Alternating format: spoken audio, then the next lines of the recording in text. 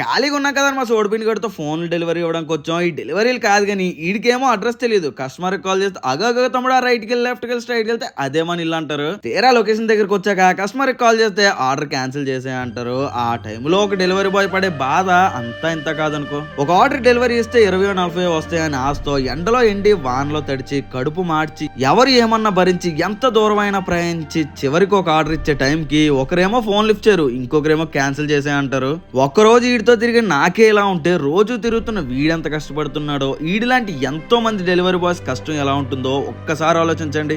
ఎండలో కష్టపడే వారికి ఒక్క గ్లాస్ వాటర్ ఇవ్వండి, ప్రేమగా మాట్లాడండి, వారు పడిన కష్టం అంతా మర్చిపోతారు. ప్రతి డెలివరీ బాయ్ ని మన ఫ్యామిలీ బాయ్ గా చూడండి.